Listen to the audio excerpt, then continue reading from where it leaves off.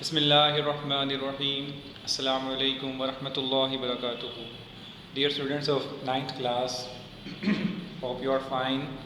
Students, हमने food components को study करना शुरू किया हुआ है और उसमें हमने कार्बोहाइड्रेट्स और लिपिड्स को लास्ट टाइम स्टडी किया था। आज हम प्रोटीन्स के हवाले से मज़ीद अपनी स्टडी को आगे बढ़ाएंगे इस टॉपिक को। तो प्रोटीन्स के हवाले से जो सबसे इम्पॉर्टेंट बात है वो ये है कि प्रोटीन्स के जो बिल्डिंग ब्लॉक्स होते हैं वो अमाइनो एसिड्स होते हैं, ठीक है, जो कि ऑर्गेनिक कंपाउंड्स हैं और अमाइनो एसिड्स जिसमें सी और एन बॉन्ड लाजमी होता है, कार्बन और नाइट्रोजन का बॉन्ड जो है वो लाजमी होता है। उसके बाद उससे एसोसिएटेड स्ट्रक्चर्स होते हैं। तो इसकी डिटेल्स आप लोग इंशाल्लाह अगली क्लासेस में पढ़ेंगे भी। तो प्रोटीन्स जो हैं वो अमाइनो एसिड्स से बने होते हैं, ठीक है। फर्स्ट लाइन में लिखा है proteins are composed of amino acids. इसके बाद इसकी प्रोटीन्स की इंपॉर्टेंस बता रहे हैं। Proteins are essential components of the cytoplasm membranes and organelles, ठीक है। इसके अलावा they are also major components of muscles, ligaments and tendons. Muscles हमारे गोश्त पोस्ट, ठीक है, और लिगामेंट्स और टेंडन्स हमारे गोश्त को हमारी हड्डियों के साथ जोड़ने वाले, यानी जोड़ के अंदर मौजूद जो हमारे बॉडी पार्ट्स हैं, और ये भी बेसिकली प्रोटीन्स से मेनली बने होते हैं, ठीक है। So we use proteins for growth, ठीक है। तो चूँकि ये वो पार्ट्स ऑफ बॉडीज़ हैं जिन्होंने ग्रो करना होता है, तो प्रोटीन्स बेसिकली हमारे ग्रोथ का मेन फैक्टर हैं, okay. Many proteins play role as enzymes, ठीक है। और इसके अलावा आप लोगों ने एंजाइम्स के बारे में पढ़ा था पहले भी। तो प्रोटीन्स जो हैं वो एंजाइम्स का भी रोल प्ले करते हैं, okay. Protein can also the use for gaining energy, ठीक है। एनर्जी भी गेन कर सकते हैं हम इससे। 1 gram of protein contains 4 kilo calories of energy, ठीक है। कार्बोहाइड्रेट से भी हमने इतनी ही यील्ड पढ़ी थी कि 4 किलो कैलोरीज पर ग्राम कार्बोहाइड्रेट से एनर्जी यील्ड होती है। सिमिलरली प्रोटीन से भी यही फिगर हमारे पास है, ठीक है। तो dietary sources of proteins are meat, eggs, grains, legumes and dairy products such as milk and cheese, ठीक है। तो ये कॉमन हमारे खाने की चीज़ें हैं जो इसके डाइटरी सोर्स हैं, यानी इसका सोर्स हैं, ओके। इसमें लेग्यूम्स का वर्ड जो है, लेग्यूम्स को फली को कहते हैं, ठीक है। ये किसी भी चीज़ की, यानी कि मटर की यानी कि लोबिये की।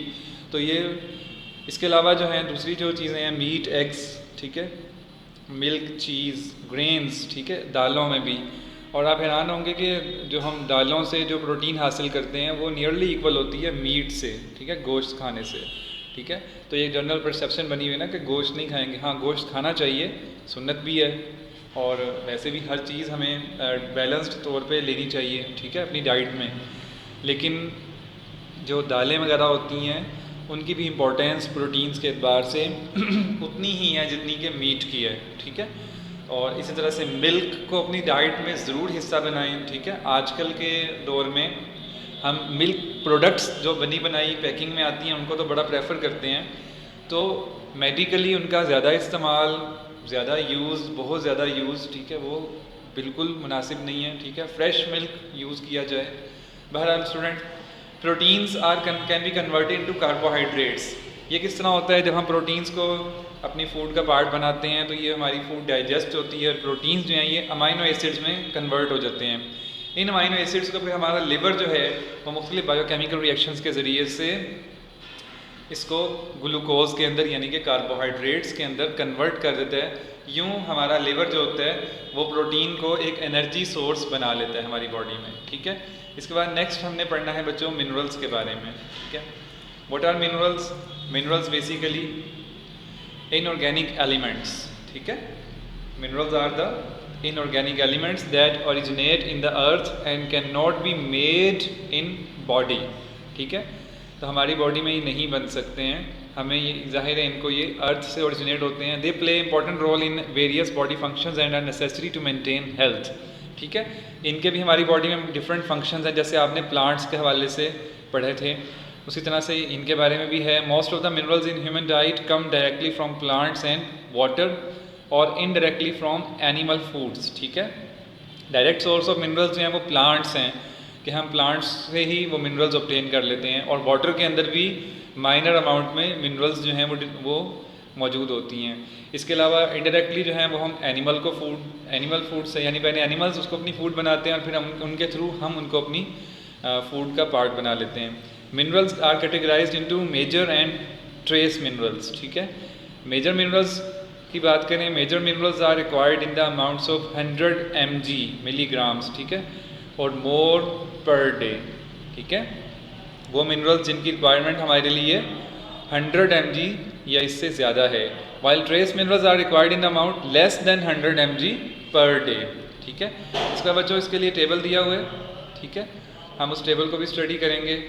Table 8.2 important minerals in our body and their role, ठीक है, important minerals in human diet and their role.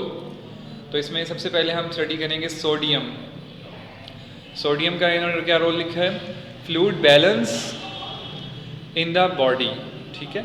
Fluid balance से मुराद क्या है कि वाटर का बैलेंस या वाटर टाइप जो सब्सटेंसेस हैं उनका फ्लो मेंटेन रहता है। तो सोडियम बेसिकली साल्ट्स बनाता है और साल्ट्स का रोल होता है ऑस्मोसिस के अंदर, ठीक है। इसके बाद दूसरा पार्ट इसका लिखा है helps in the absorption of other nutrients, और इसी तरह से इसका रोल जो है वो दूसरे न्यूट्रिएंट्स को एब्जॉर्ब करने में भी है, ठीक है। इसी तरह से important for muscle contraction, muscles को कॉन्ट्रैक्ट करने में भी सोडियम का रोल है, ठीक है। इसके बाद पोटेशियम की बात करेंगे, fluid balance in the body, ये भी आ गया इसमें। Acts as cofactor for enzymes, enzymes के लिए कोफैक्टर का क्या रोल होता है आप पढ़ चुके हैं, ठीक है। तो ये भी एंजाइम्स के लिए कोफैक्टर के तौर पर काम करता है।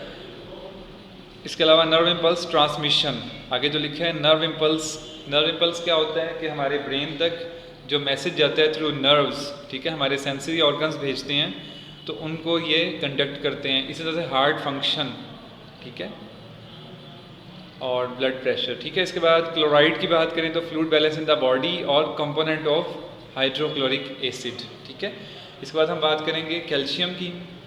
कैल्शियम का रोल जो है बच्चों को क्या है, development and maintenance of bones and teeth, ठीक है। इस तरह से ब्लड क्लॉटिंग के अंदर इसका रोल है।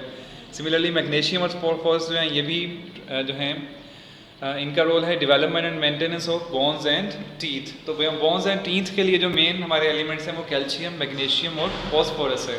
इस तरह से फ्लूइड बैलेंस को मेंटेन रखने के लिए हमारी बॉडी में जो रिक्वायर्ड हैं वो सॉल्ट बनाने वाले एलिमेंट्स हैं जिसमें सोडियम, पोटेशियम और क्लोराइड के आयंस होते हैं, ठीक है। तो स्टूडेंट्स ये हमारा आज का लेसन था। हमने आज के लेसन में प्रोटीन्स के हवाले से स्टडी किया। प्रोटीन्स हमारी बॉडी का बहुत सारा जो है वो वेट बनाते हैं जिसमें हमारे मसल्स, ठीक है, ख़ास तौर पे गोश्त पोस्ट वगैरह को बनाने में रोल प्ले करते हैं। प्रोटीन्स को अगर हम ब्रेकअप करेंगे तो हमें क्या ऑब्टेन होगा, अमाइनो एसिड्स, ठीक है। तो amino acids are the building blocks of proteins, ठीक है। उसके बाद प्रोटीन्स जो हैं उसमें पर ग्राम हमें कितनी एनर्जी मिलती है, 4 किलो कैलोरीज एनर्जी हम ऑब्टेन करते हैं, ठीक है। फिर प्रोटीन के जो डाइटरी सोर्स हैं वो क्या हैं, मिल्क, चीज़, मीट, ठीक है, एग्स, तो ये इसके डाइटरी सोर्स हैं। फिर हमने मिनरल्स के बारे में पढ़ा। तो मिनरल्स क्या होते हैं बच्चों, इनऑर्गेनिक एलिमेंट्स जो हमें हमारी क्या नाम है हमारी बॉडी उनको बना नहीं सकती है, लेकिन हमें उनको फूड के थ्रू उनको इंटेक करना पड़ता है। उसमें मेजर मिनरल्स आ जाती हैं और फिर ट्रेस मिनरल्स आ जाती हैं। तो हमने मेजर मिनरल्स में से कुछ की आज डिटेल भी इस आपके सामने स्क्रीन पे जो मौजूद है टेबल, इसमें हमने स्टडी की है।